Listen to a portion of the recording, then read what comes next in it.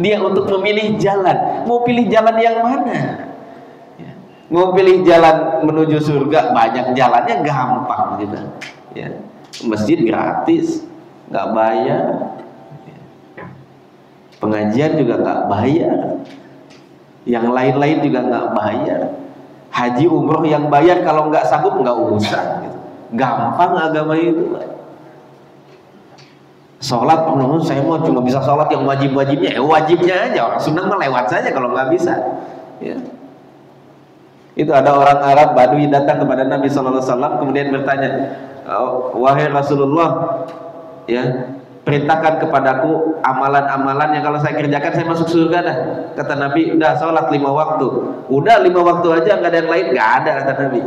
Udah, saya berjanji saya mau sholat 5 waktu saja, nggak ditambah yang lain-lain. Ya, nggak ditambah sholat duha, nggak ditambah sholat tahajud, nggak ditambah ba'diyah qobliyah, enggak, pokoknya mah 5 waktu itu aja, 17 rakaat udah, nggak akan ditambah lagi dan nggak akan dikurangin. Apa kata Nabi? Kalau benar dia dengan apa yang dia ucapkan, wajibat dia pasti masuk surga.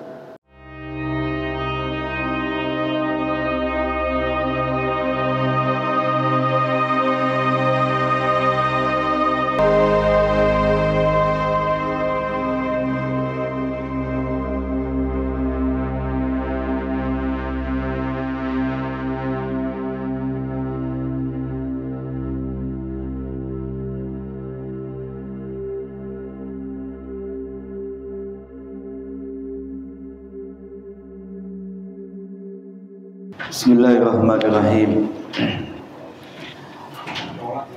Assalamualaikum warahmatullahi wabarakatuh.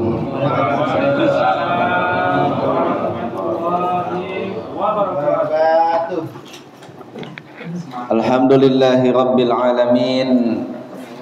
Wa bihi nasta'inu ala umurid dunya waddin. Wassalatu wassalamu ala ashrafil anbiya'i wal mursalin wa khatamin nabiyyin sayyidina wa maulana Muhammadin wa ala alihi wa sahbihi ajma'in. Allahumma inna nas'aluka ilman nafi'an wa rizqan thayyiban wa amalan mutaqabbalan. Allahumma arzuqna ilman nafi'an, Allahumma anfa'na bima 'allamtana wa zidna ilma birahmatika ya arhamar rahimin. Para jamaah yang dimuliakan Allah Subhanahu wa taala, alhamdulillah pada pagi hari ini kita bisa berjumpa kembali. Mudah-mudahan ya di tengah kesibukannya ya bapak-bapak masih bisa istiqomah, mudah-mudahan senantiasa sehat walafiat semuanya ya. Sehat fisiknya, sehat ATM-nya juga ya. Sehat segala-galanya. Alhamdulillahirabbil alamin. Sekali lagi mudah-mudahan ya kita bisa istiqomah di jalan ini sampai kita berjumpa dengan Allah Subhanahu wa taala. Ya. Para jamaah sekalian, kita akan melanjutkan membaca tadabbur juz amma, melanjutkan surah Abasa wa Tawalla. Pada pertemuan yang lalu kita sudah sampai pada pembahasan kisah Abdullah bin Ummi Maktum. Kemudian yang kedua tentang keutamaan dan kemuliaan Al-Quran. Maka pada hari ini subbab yang ketiga adalah tentang nikmat-nikmat Allah Subhanahu wa taala kepada kita semua.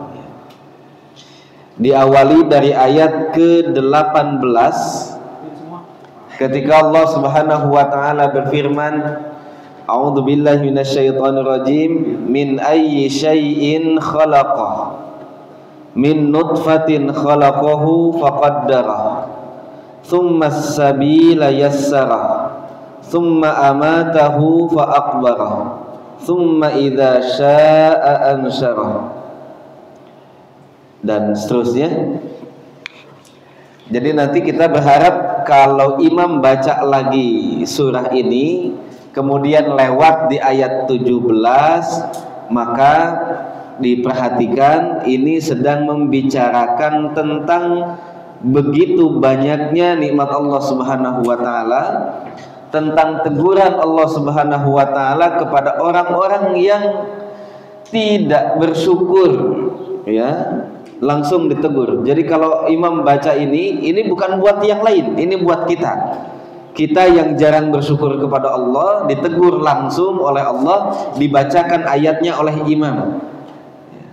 Jadi jangan sampai kemudian lewat begitu saja tanpa ada perasaan-perasaan, loh ya Allah sedang negur saya ini. Di ayat ke-17, ke-18 sampai ayat yang ke-22. Apa tegurannya? Qutilal insanu ma akfarah. Ayat ke-17 ya. Qutilal insanu ma akfarah. Qutilal insanu itu artinya betapa buruknya manusia. Maksudnya kita. Kamu tuh kok jelek banget gitu. Apa istilahnya kalau bahasa anak zaman sekarang? Attitude gitu ya. Kok bisa? Adabnya buruk sekali kepada Allah Subhanahu wa taala. Ini yang dimaksud kita, al-insan bukan yang lain. Al-insan itu bapak-bapak, ya, ibu-ibu yang di rumah, saya itu al-insan. Qutilal insan. Kok bisa kalian itu buruk sekali adabnya kepada Allah Subhanahu wa taala? Celakalah manusia, bisa diterjemahkan begitu, ya. Celakalah manusia. Ma akfarah. Kok bisa kufur nikmat? Ma akfarah, betapa kufurnya dia. Atau ma akfarah, apa sih yang membuat dia kufur itu? Apa kurang nikmatnya? Kok bisa ada orang-orang yang tidak bersyukur kepada Allah? Apa memang kurang nikmatnya atau gimana? Ma akfarah, ya. Takjub sekali Allah Subhanahu wa taala itu. Ya, dalam beberapa kesempatan Allah menunjukkan keheranannya, di antaranya kepada orang-orang yang tidak mau bersyukur. Ma akfar. Apa sih yang membuat kalian tidak bersyukur? Lalu Allah jelaskan, min ayyi syai'in khalaqah. Coba. Min ayyi syai'in khalaqah. Dari mana dia diciptakan? Dari apa? Materi dasarnya apa? Min ayyi syai'in khalaqah. Apa dia langsung ada begitu saja? Kan enggak. Dia itu diciptakan dari tadinya tidak ada menjadi ada. Itu saja sudah wajib disyukuri. Min ayyi syai'in khalaqah. Min nutfatin khalaqahu faqaddara. Bukankah dia diciptakan dari sel sperma, dari mani, dari setetes air yang hina? Setetes itu juga kemudian ada jutaan sel, ya, yang kemudian diambil salah satunya. Bukankah dia diciptakan dari itu gitu? Kemudian tiba-tiba jadi ganteng kayak bapak-bapak ini, gimana ceritanya? Ya. Bisa kok jadi manusia sesempurna ini yang asalnya dari setetes air, dan setetes itu kemudian sebagian besarnya kan dibuang, tidak dipakai, ya. Dari jutaan sel sperma itu kan hanya satu yang kemudian jadi.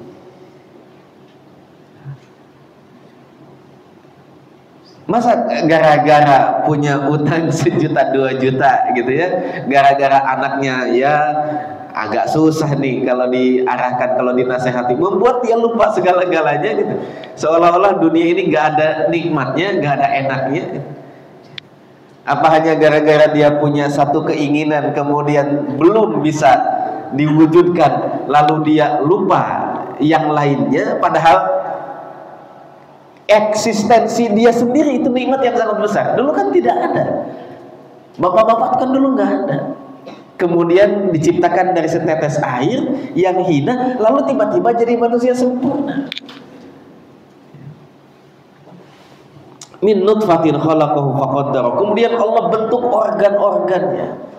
Kita tidak ikut campur tangan, kita hanya bisa nungguin, meriksa, periksa kan begitu aja. Ya.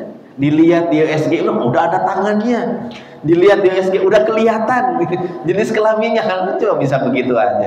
Ya bayar 350.000. Cuma bisa begitu gitu ya. Semuanya Allah yang menciptakannya, dari mulai setetes air yang hina, lalu Allah bentuk organ-organnya dengan sangat sempurna, dengan sangat presisi. Summas sabila yassara. Kemudian setelah itu Allah mudahkan jalan keluarnya. Allahu Akbar, ada orang kencing kencing batu ya, setengah mati dikeluarkannya. Segede gimana sih batunya? Pas segede bayi enggak ya. Kencing batu itu kan kecil ya, materialnya itu kan kecil, itu dikeluarkannya setengah mati bapak-bapak ya. Mudah-mudahan nggak kejadian sama kita. Saya kalau lihat ada orang yang asal gitu ya, antara hidup dan mati mengeluarkan benda kecil. Nah, ibu-ibu mengeluarkan bayi ya, bukan mengeluarkan benda kecil. Ada yang 2,5 kilo gitu, ada yang 3 kilo, ada yang 3,4 kilo, ada yang 3,5 kilo, bahkan ada yang 4 kilo. Kalau seandainya summas sabila yassar, tidak Allah mudahkan jalan keluarnya itu nggak akan keluar. Bagaimana bisa keluar benda 4 kilo, 3,5 kilo gitu. Kita tidak sering mengambil ibrah, tidak sering mengambil pelajaran. Masyaallah, ini memang benar-benar kalau Allah yang mudahkan keluar. Kalau tidak Allah mudahkan keluar, benda kecil aja keluar dari ya alat kelamin kita itu luar biasa. Kalau tidak Allah mudahkan keluar, apalagi di benda-benda besar, bayi-bayi itu kan ya, yang prematur berapa itu Pak? Yang berat badannya kurang tuh 2 kiloan gitu kan, kita mau berapa? Nah itu aja 2 kilo, 2 kilo.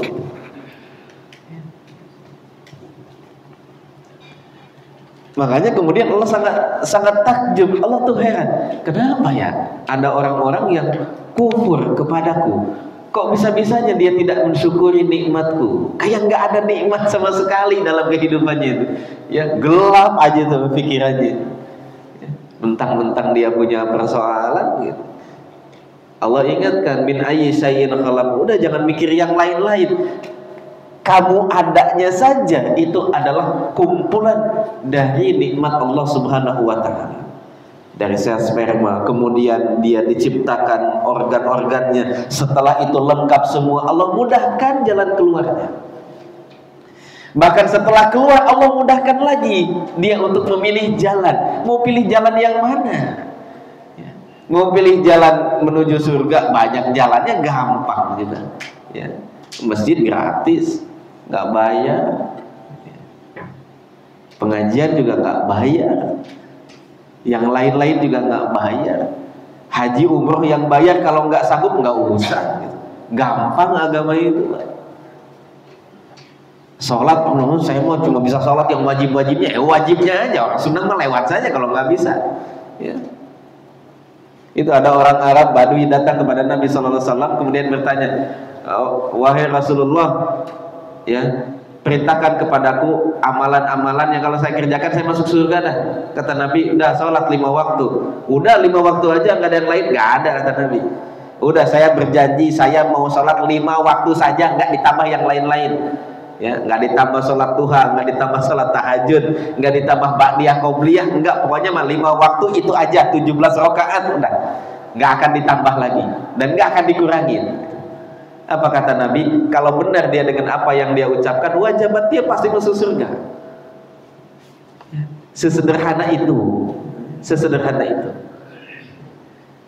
Apa yang berat? Kayaknya nggak ada yang berat ya.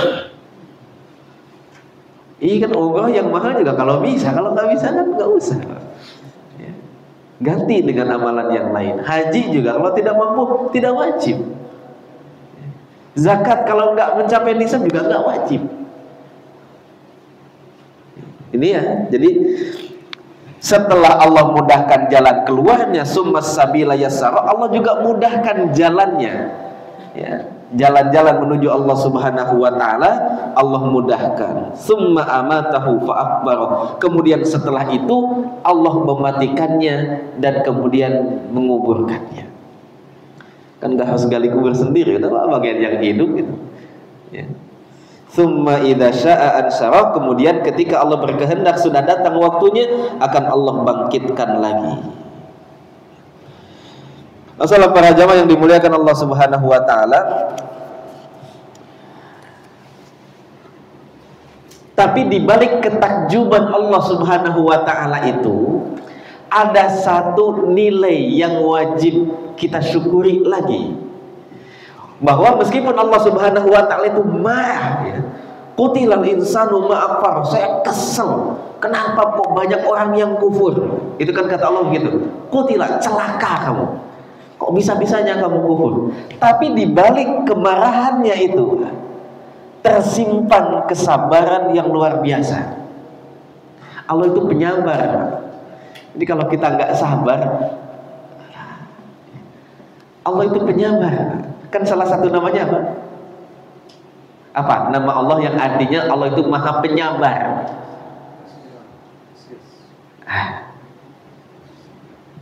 Sabar itu bahasa Arabnya apa?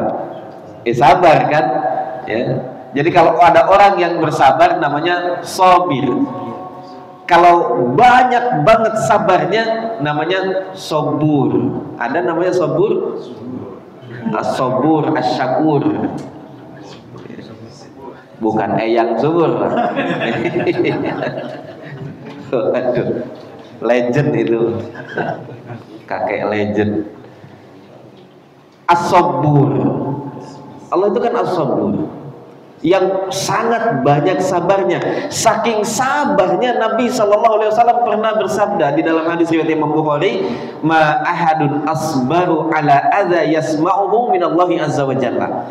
Tidak ada yang lebih sabar ketimbang Allah.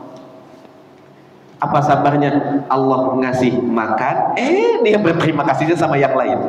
Coba bayangkan kalau kita ya, ada orang nih, anak-anak kita nih, misalnya anak kita, makannya kita yang kasih makan, sekolahnya kita yang sekolahin, pas daftar kerjanya kita yang bantuin, giliran dia punya duit, bukan bapak-bapak, orang lain yang dikasih. Kesel gak gitu? Emang siapa gitu kan? Ya. Yang ngasih kita kehidupan Allah, yang ngasih rezeki Allah, yang ngasih kekuatan Allah, yang memberikan kesempatan Allah, yang memberikan waktu Allah, tiba-tiba semuanya dipakai untuk yang lain.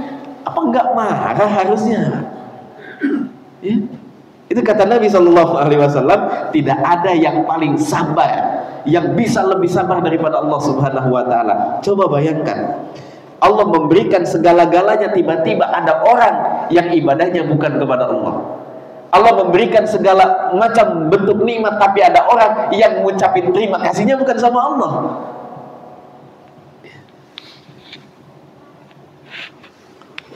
Ada orang yang lebih berterima kasih kepada atasannya ketimbang kepada Allah. Tapi Allah sabar, ya dulu gitu. Ya. Atasan itu kan di kantor ya, berapa sih gajinya misalnya ya? Gajinya misalnya 15 juta gitu ya, 20 juta. Kemudian dia diberikan fasilitas, ada mobil dinas. Dengan semua pemberian itu dia begitu taat kepada atasannya. Telat nggak mau, takut bos marah, ya. Takut atasannya marah. Karena kalau marah nanti, jangan-jangan fasilitasnya dicabut lagi, nanti jabatannya diturunin lagi. Kalau jabatannya diturunin lagi, berarti gajinya juga ikut turun. Ya, makanya kalau atasannya memerintahkan A, segera A, B, segera B, tidak menunda-nunda, tidak melambat-lambat.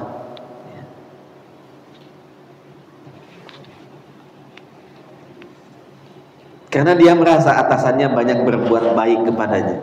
Tapi kalau dibandingkan dengan kebaikan Allah Subhanahu wa taala, itu duit 20 juta. Memang mau dipakai apa? 20 juta itu. Dipakai beli sehat nggak bisa. Ditukar dengan ilmu juga nggak bisa.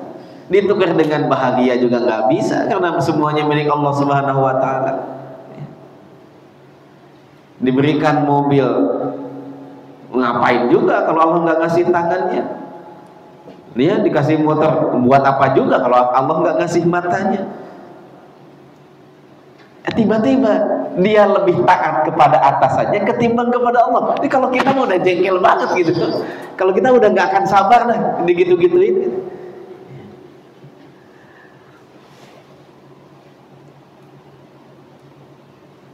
Wa huwa ma'a dzalika yarzuquhum wa yu'afihim wa yu'tihim. Dengan orang ini banyak sekali durhakanya kepada Allah, banyak maksiatnya kepada Allah, tapi tiap hari Allah tetap kasih rizki. Gimana nggak sabar coba? Ya. Ada orang misalnya ya pergi ke klub malam gitu, minum di sana, godain perempuan gitu. Ya. Tangan yang dipakai untuk colak-coleknya itu tangan dari Allah Subhanahu wa taala. Mata yang dipakai melihatnya itu mata dari Allah Subhanahu wa taala. Bisa pergi ke sana karena dia sehat walafiat. Kalau dia sakit gigi mah nggak akan pergi. Itu sehatnya dari Allah Subhanahu wa taala. Kakinya dari Allah, semua fasilitasnya dari Allah, tiba-tiba digunakan untuk mengkhianati Allah. Tapi besoknya Allah tetap kasih rizki. Gimana nggak sabar? Kalau saya udah nggak mau lagi. Kalau saya punya perusahaan, gitu ya, saya kasih dia fasilitas mobil, saya kasih dia uang jalan, saya kasih dia macam-macam agar dia menyelesaikan tugas. Dia malah main-main, Mas. Ya, kagak dikerjain itu tugasnya. Besok mau saya kasih lagi nggak? Enggak. Kalau saya enggak. Ya. Nah, kamu pindah jaga gudang saja. Tapi Allah nggak begitu. Allah itu penyabar. Allah itu penyabar. Besoknya dikasih rezeki lagi. Itu besoknya matanya masih tetap bisa lihat gitu. Padahal baru saja digunakan untuk mengkhianati yang memberi mata itu. Besoknya masih tetap. Bahkan ada orang yang melakukan maksiat di kamar yang tertutup, itu Allah kirimkan udaranya agar dia bisa nafas. Gimana Allah nggak sabar? Nah, sekarang banyak ya gitu ya. Ya orang-orang yang selingkuh itu diapain? Digerebek gitu ya, dimasukin YouTube gitu. Istrinya atau suaminya bawa kamera, bawa orang-orang ya, digedor pintunya. Ini nih gitu ya. Allah nggak begitu. Allah nggak begitu. Allah tutupi. Ya udah, kalau kamu maksiat saya tutupin. Tapi jangan dijadikan kebiasaan, nanti dibuka gitu. Kan begitu. Memang kita nggak ada dosanya, ada, cuma Allah tutupin saja. Ya. Kalau manusia enggak. Dia dengan marah, saya yang ngasih buat lipstiknya, saya yang ngasih buat skincare-nya, saya yang ngasih buat beli bajunya. Tiba-tiba dia pergi dengan laki-laki lain, kan marah. Kemudian ambil kamera, dikasih tahu orang-orang agar dia malu. Sekarang begitu zamannya, ya. Sekarang zamannya begitu. Ya, kemudian setelah itu diceraikan, saya nggak mau lagi karena istri saya atau suami saya selingkuh. Saya tahu aja Mbak Im sama Paula cerai gitu. Nungguin jandanya enggak, Pak. Enggak. Waduh. Ya. Allah tuh kasih semuanya, sudah semuanya Allah berikan. Tiba-tiba kita mengkhianati Allah yang memberikannya, tapi Allah nggak mengucap kata-kata cerai. Ya. Allah tungguin malah. Kalau bapak-bapak maksiat di waktu pagi, Allah tungguin di waktu malam. Nih hamba-hambaku ini lagi bandel gitu ya, bermaksiat di waktu siang, Allah tungguin di malam hari gitu. Ya sudah, aku tungguin di malam hari, datang bang. Bener bangun malam-malam, nonton Liverpool lawan Chelsea.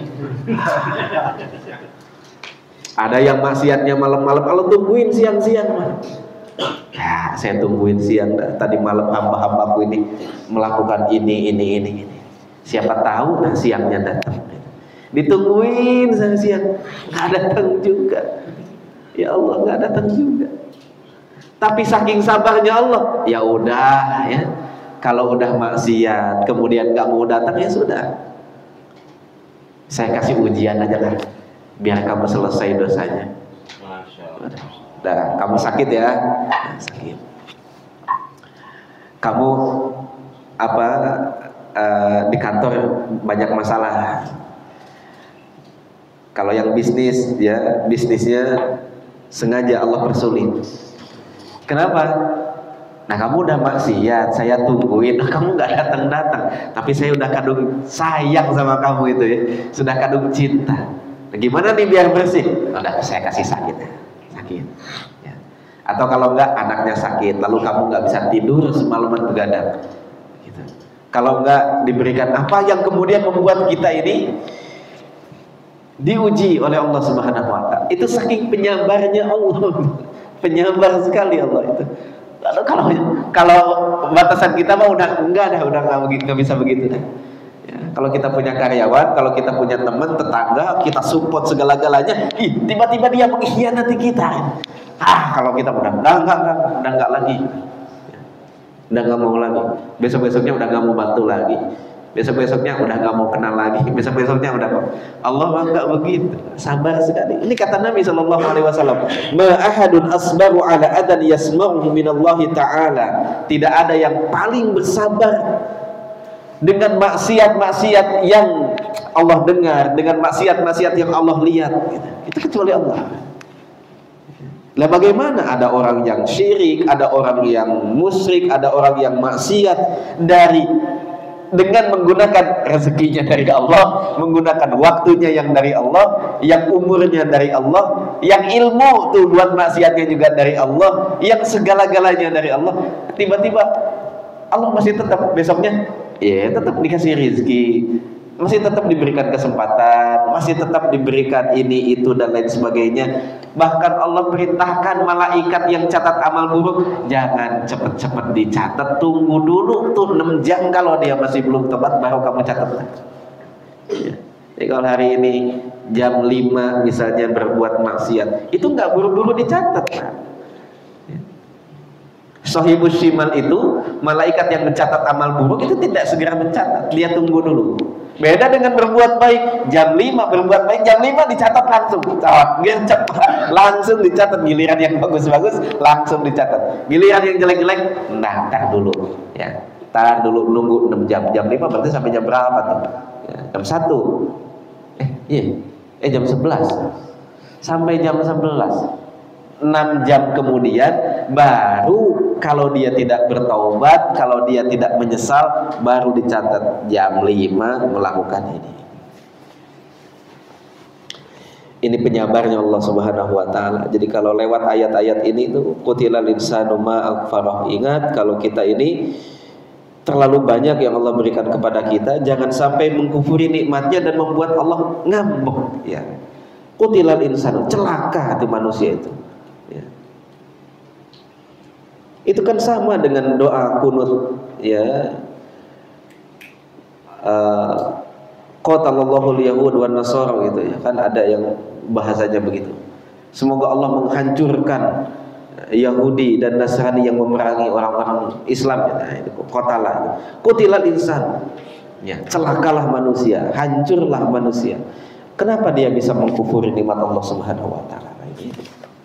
Salah satu bagian dari hal-hal yang perlu kita renungkan kalau nanti imam membaca ini lagi ya. Kemudian yang berikutnya adalah masih tentang nikmat Allah Subhanahu wa taala. Falyanzuril insanu ila ta'ami, hendaknya manusia merenungi makanannya. Hendaknya manusia merenungi makanannya. Biasanya kalau saya suka motongnya di situ, ya. Tsumma sabila yassara tsumma amatahu fa akbara tsumma idza syaa'a ansyara kalla lamma yaqdi ma amara. Kalla lamma yaqdi ma amara. Saking banyaknya nikmat Allah Subhanahu wa taala, apapun yang bapak-bapak kerjakan di dunia ini tidak akan pernah tamat membayar semua nikmat itu. Kalla lamma yaqdi ma amara. Itu semua nikmat yang Allah sebutkan tadi, kalau kemudian kita bayar dengan ibadah kita sepenuh langit sepenuh bumi, semua perintah Allah kita kerjakan, itu tidak akan pernah tamat saking banyaknya. Saking banyaknya. Kalla lamma yaqdi ma amara. Enggak seperti itu. Saking banyaknya nikmat Allah, apapun yang kamu kerjakan, mau dari brojol lahir sampai meninggal kerjaannya ibadah, gak pernah maksiat sekalipun, tidak akan pernah bisa menyempurnakan syukur terhadap nikmat Allah Subhanahu wa taala. Apalagi yang modelan-modelan kita, ya, yang kadang ibadah, kadang enggak ibadah, ya, kadang ibadahnya juga mungkin diterima, mungkin tidak diterima, ya. Kalau seandainya ditakdirkan saja kita bisa ibadah dari mulai kita lahir sampai kita wafat, itu pasti tidak akan pernah bisa menutup semua nikmat Allah Subhanahu wa taala. Kemudian Allah melanjutkan, "Falyanzuril insanu ila ta'ami", seharusnya hendaknya setiap manusia itu melihat, merenungi makanannya. Ya, kalau makan itu jangan sekedar makan, direnungkan dari mana makanan itu datang. Dari mana makanan itu datang? Kenapa harus kita renungkan? Pertama, untuk tadi bisa lebih mensyukuri nikmat Allah Subhanahu wa taala. Yang kedua, agar kita sadar betul kalau kita itu sebetulnya nggak bisa ngapa-ngapain. Ya, apa sih hebatnya kita? Nggak ada. Kalau kita meninggal, tukang warung itu tetap buka gitu. Mengapa sih istimewanya kita? Nggak istimewa. Apa kalau kita misalnya meninggal dunia, seluruh sekolah di Indonesia libur gitu? Enggak, biasa aja. Orang paling juga 2 hari 3 hari ya, tetangga-tetangga dekat kita. Paling anak istri kita juga berkabung paling cuma beberapa bulan. Setelah itu kan mereka akan melanjutkan hidupnya masing-masing. Ya. Yang bapak-bapak juga mungkin bentar menikah lagi. Ya. Nah, iya kan begitu, Pak. Nggak ada istimewanya kita itu, nggak ada istimewanya. Makanya agar kita bisa lebih melihat siapa diri kita yang sebenarnya, kata Allah, coba lihat makanan dah yang sederhana, yang setiap hari ketemu dengan kita. 3 kali sehari kita menghadapi makanan. Coba falyanzuril insanu ila ta'ami anna sababnal ma'a sabba. Itu nasi yang ada di meja makan kita. Siapa yang menurunkan hujannya? Kamu bukan. Bukan, nah, dari situ aja udah kelihatan nggak bisa ngapa-ngapain gitu itu, ya. Dari situ saja udah kelihatan nggak bisa ngapa-ngapain. Ya. Ada pawang hujan aja dibayar mahal, dan ternyata masih tetap hujan, gitu ya. Aduh ya Allah ya Karim. Kata Allah, anna sababnal ma'a sabba. Siapa yang menurunkan airnya sehingga kemudian sawah itu jadi subur, tidak kekurangan air, ya, sehingga kemudian tumbuh padi. Dari situ bapak-bapak bisa makan. Kalau nggak ada hujannya gimana? Gagal panen, bukan gagal panen, gagal tumbuh, bukan gagal panen. Kan begitu ya. Daerah-daerah yang kemudian menanam padi lalu terjadi kekeringan kan nggak ada. Gagal. Nah kan sekarang mau bisa pakai hujan buatan. Hujan buatan tuh mahal, ya, mahal. Kemudian hujan buatan juga bahan bakunya tetap Allah yang ciptakan, awannya. Bapak-bapak cuma modal garam doang ditabur di atas. Ya, jadi kata Allah, kalau kalian masih belum percaya kalau kalian itu lemah, silahkan lihat makanan yang ada di meja makannya. Dari mana semua itu datang? Apakah kita punya kekuatan untuk mendatangkannya? Jangankan lauk-lauk yang lain, nasi aja lah, nasi sepiring gitu. Coba direnungkan, dari mana nasi ini datang? Itu dari sawah. Kenapa sawah itu bisa tumbuh, ada tanaman padi? Karena ada hujan. Emang siapa yang menurunkan hujannya? Petani, Pak Jokowi, apa siapa? Pak Prabowo. Anna sababnal ma'a sabba. Siapa yang menurunkan hujannya? Setelah turun hujan selesai masalahnya? Belum. Tsumma syaqqaqnal arda syaqqa. Siapa yang menggemburkan tanahnya sehingga tunas tumbuhan yang lembut itu tiba-tiba bisa naik ke atas. Itu dipotek juga patah, Pak, ya, tunas itu lembut itu kan. Tapi dia bisa naik ke atas. Kenapa? Karena tanahnya gembur. Siapa yang bikin gembur? itu mikroba nah kalau bahasa biologi kan begitu, mikroba miliaran mikroba yang ada di tanah itu bikin tanah gembur sehingga kemudian tumbuhan itu bisa kayak menetas, apa itu kalau tumbuhan apa berarti terbuka bijinya lalu dia keluar lalu menembus tanah keluar dari tanah. Tsumma syaqaqnal arda syaqqa fa ambatna fiha habba. Setelah tumbuh juga belum tentu ada bijinya itu padi. Siapa yang nungguin sampai bisa jadi ada padinya tumbuh? Ya Allah, kita cuma bisa nungguin aja. Ya kan habis nanam yang bisa kita lakukan apa? Cuma nungguin aja. Banyak berdoa kepada Allah. Makanya jangan heran ya Bapak-bapak sekalian, kalau zakat pertanian itu rate-nya lebih besar daripada zakat-zakat yang lain. 10% dia Pak. 10%. Minimal 5% zakat pertanian. Zakat dagang kan cuma 2,5% Pak. Zakat harta bapak-bapak nih gajian 2,5% saja. Zakat perhiasan emas, perak dan lain sebagainya cuma 2,5%.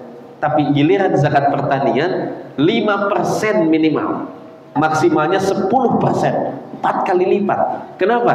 Karena tadi tingkat ketergantungan kita kepada Allahnya sangat besar. Udah ditanam benihnya, kita nggak bisa ngapa-ngapain kecuali nungguin. Emang mau diapain? Mau kita kupasin? Kan enggak. Kita cuma bisa nunggu ya. Mau disiram kalau nggak ada hujannya, nggak ada air gitu. Setelah dikasih juga kita cuma bisa pasrah, ya Allah tolong tumbuhin dong, karena Allah yang numbuhinnya ya. Setelah itu akan ada bijinya atau tidak, akan ada buahnya atau tidak, itu terserah Allah juga. Kita cuma bisa usaha ngasih pupuk ya, ngasih ini, ngasih itu. Cuma bisa nungguin aja gitu. Setelah itu belum tentu juga panen kalau nggak ada hama. Nah siapa yang mencegah hamanya? Ya, kita cuma bisa nyemprot doang. Kalau hama itu kan didatangkan dan dihilangkannya karena Allah Subhanahu wa Ta'ala. Makanya tergantungnya tinggi sekali, tingkat ketergantungannya. Yang kedua, tingkat ketergantungan masyarakat juga tinggi sekali terhadap produknya. Makanya share 5%. Ya. Mendingan nggak ada duit, nggak ada beras. Wah, Ustaz pilihannya jangan yang begitu dong. Jangan pilih yang susah-susah. Tapi betul kata para ulama, pertanyaannya begitu. Kamu mendingan punya dinar tapi tidak punya makanan, atau punya makanan tapi tidak punya dinar? Mending punya duit tapi tidak ada makanan sama sekali, atau punya makanan melimpah tapi tidak ada uang? Gitu. Pertanyaan. Makanya kemudian yang uang itu 2,5% sajalah keluarkannya. Tapi untuk produk makanan pokok itu 5% minimal, maksimalnya 10%. Udah dihitung semua ya oleh Allah Subhanahu wa Ta'ala. Karena tingkat kebutuhannya kepada Allah tinggi, kemudian tingkat kebutuhan masyarakat terhadap produk yang dihasilkan juga tinggi. Bahkan selain rate-nya yang tinggi Pak, nisabnya juga pendek sekali ya. Ukuran panen 500 kilo bersih itu sudah harus zakat. Berapa 500 kilo? Apa? 500 kilo berapa? Berapa kalau dirupiahkan? 500 kilo kali 15.000 Pak, berapa? 7,5 juta. Berapa? 7,5 juta. Ah bener nih Pak, 7,5 juta. Iya. 500 kilo kali 15.000, 7,5 juta. Cuma segitu Pak, cuma 7,5 juta. Coba bayangkan dengan emas. Emas itu 80 gram emas murni baru dia ada zakatnya.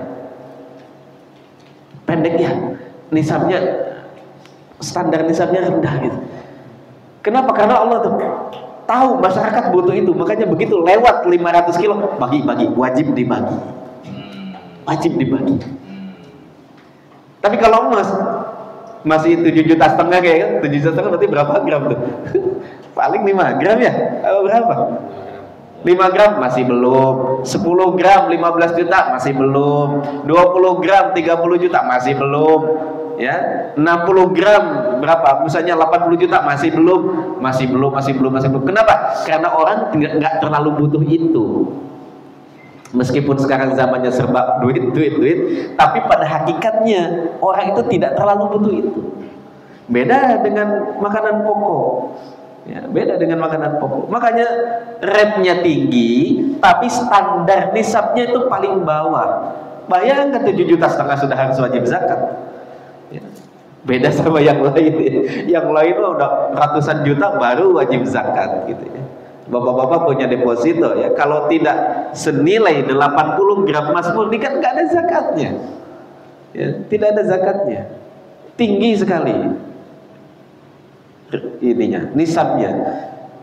Setelah tercapai nisab, yang dikeluarinya juga dikit sekali, cuma 2,5%. Cuma 2,5%. Ya. Karena Allah itu kemudian ingin kita melihat bahwa urusan makanan ini bukan sekedar apa yang kita makan gitu ya, tapi ada banyak hikmah di dalamnya, terutama untuk menjelaskan kepada kita betapa sebenarnya semuanya diatur oleh Allah Subhanahu wa taala, nikmat dari Allah, kita itu tinggal ngambil sedikit langkah saja. Ngambil sedikit langkah saja, sisanya kan Allah yang menyelesaikan. Makanya Allah mengatakan, coba lihat sesekali makanan dari mana itu berasal. Siapa yang menurunkan hujannya? Siapa yang merekahkan tanahnya? Fa'ambatna fiha habba, siapa yang menumbuhkan biji-bijiannya, dan seterusnya sehingga jadi padi, jadi anggur, jadi kurma, jadi ini, jadi itu, semua makanan pokok. Kemudian rumput-rumput semua. Yang ujungnya Allah sebutkan mata'an lakum wa li'an'amikum, agar menjadi kesenangan untuk kita dan hewan-hewan ternak kita. Ini saya baca cepat sengaja ya, biar segera selesai bagian surah Abasa ini. Ini bagian terakhir adalah tentang hari kiamat. Fa idza ja'atis sakhah, apabila nanti telah datang as-sakhah. As-sakhah itu adalah suara yang sangat dahsyat.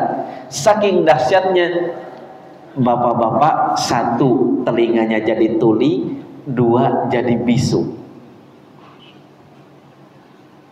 Ya, kalau sudah datang tuh hari kiamat yang suaranya dahsyat, tiupan malaikat yang dahsyat itu, tiba-tiba telinganya jadi tuli dan kemudian jadi bisu. As-sakhah.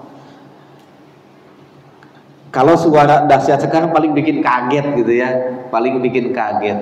Ya, kalau enggak telinganya jadi sakit. Tapi nanti ada suara yang sangat dahsyat yang kemudian membuat orang-orang seolah-olah menjadi tuli dan kemudian menjadi bisu. Tidak ada yang berkata-kata, bingung semuanya. Fa idza ja'atis sakhah yauma yafirrul mar'u min akhi. Kemudian datang tiupan yang kedua. Pada hari itu setiap orang akan lari dari saudaranya. Wa ummihi wa abi, kemudian dari ibunya dan dari bapaknya. Wa sahibatihi, dia juga akan tidak mau bertemu dengan istrinya, lari kalau ketemu istrinya atau ketemu suaminya. Wa bani, bahkan kalau ketemu anaknya juga sama. Ya, ini di ranking dari yang jauh sampai yang paling dekat. Dalam hierarki keluarga